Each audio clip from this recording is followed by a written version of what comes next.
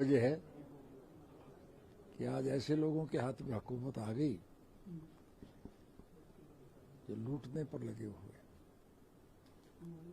और आज हरियाणा प्रदेश की सरकार के ऊपर 295 2.5 लाख के करीब 2.5 लाख करोड़ के करीब कर्जा है। पुराने कर्जे का ब्याज अदा करने के लिए भी इनको कर्ज लेना पड़ता है।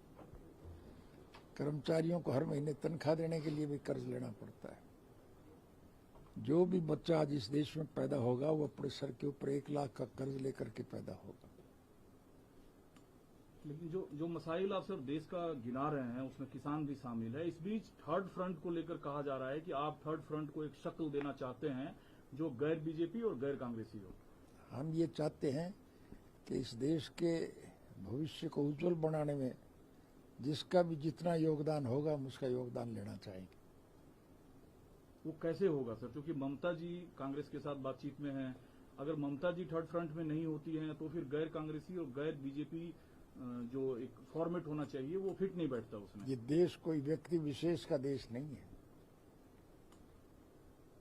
ये देश हिंदू, मुसलमान, सिख, ईसाई, क्रिश्चियन, हरिजन, बैकवर्ड, व्यापारी, कर्मचारी सबका देश। आप कोशिश करेंगे ममता जी हो, चंद्रबाबू नायडू हो, चाहे तमिलनाडु हो, चाहे तेलंगाना हो, यहाँ की जो पार्टियां हैं उनके प्रमुख नेताओं से बातचीत कर एक थर्ड फ्रंट को शक्ल दिया जाए लोकसभा चुनाव। जो भी इस भ्रष्ट और करप्ट सरकार का अंत करने में हमारा साथ देगा हम उसका साथ सहर्ष स्वीकार करेंगे। आप अगुवाई करेंगे उसकी?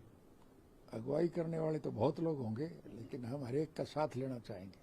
लेकिन बिहार में जैसे नीतीश जी एनडीए के साथ हैं लेकिन जेडीयू के कद्दावर नेता आपके इस मंच पर हैं, तो क्या माना जाए कि क्या जेडीयू भी आने वाले वक्त में थर्ड फ्रंट का हिस्सा हो सकती है?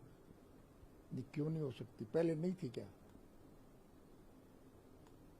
चौधरी देवीलाल जी ने जब संघर्ष शुरू किया था और उस सरकार का पतन करने के लिए जो आंदोलन किया उस वक्त ये लोग इस फ्रंट में शामिल थे कि नहीं थे? लेकिन अभी तो नीतीश जी एनडीए में शामिल है और मुख्यमंत्री हैं बिहार के। हाँ, उनके लिए मुख्यमंत्री का पद कोई मायने नहीं रखता। देश हित सर्वोपरि है। तो नीतीश जी आएंगे आपके साथ थर्ड फ्रंट में? हमारे साथ ही हैं वो। तो एनडीए छोड़ेंगे वो? निश्चित रूप से एनडीए को छोड़ना ही पड़ेगा। क्या बातचीत हुई है आपकी मुख्यमंत्री साहब से बिहार में नीतीश जी से? वो एनडीए कब तक छोड़ देंगे? हो सकता है सरकार गंवानी पड़े।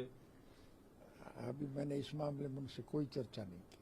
लेकिन हो सकते हैं वो थर्ड फ्रंट का। लेकिन मैं उनकी विचारधारा से सहमत हूं कि उनके सामने राष्ट्रहित सर्वोपरि है। सत्ता की भूखे नहीं है वो। तो थर्ड फ्रंट का क्या कांग्रेस के साथ कोई आप टाई अप आगे देखते हैं या बिल्कुल कांग्रेस और बीजेपी दोनों से बराबर दूरी होगी थर्ड फ्रंट की? कांग्रेस का भी कोई साथी अगर हमारा साथ देना चाहेगा तो हम उसका साथ सहर्ष स्वीकार करेंगे। खुद कांग्रेस पार्टी का कोई भी प्रतिनिधि हो। कांग्रेस पार्टी खुद कहाँ है? अभी तक तो उनका कोई प्रेसिडेंट ही नहीं है, कुछ है ही नहीं। लेकिन कांग्रेस ही कोई हमारे साथ देगा तो हम उसका साथ। लेकिन कांग्रेस तो कहती है कि अगुवाई हम करेंगे। जो खिलाफ जिस मोर्चेबंदी की बात हो रही है उसकी अगुवाई की वकालत हरदम कांग्रेस खुद करती है। आपके बगल के राज्य हरियाणा में आप जानते हुए भी गलत बात क्यों पूछ रहे हो? क्या फायदा है इसका? कोई इसको आपको कुछ लाभ होता हो तो बताओ। आपके बगल के राज्य हरियाणा में जिस तरीके से कैप्टन साहब को मुख्यमंत्री, बगल का राज्य नहीं है, मेरा राज्य हरियाणा, पंजाब में कैप्टन साहब को हटाया गया, उससे उनमें खास नाराजगी है। उन्होंने कहा कि सिद्धू साहब खुद नेशनल सिक्योरिटी के लिए, राष्ट्रीय सुरक्षा के लिए खतरा है।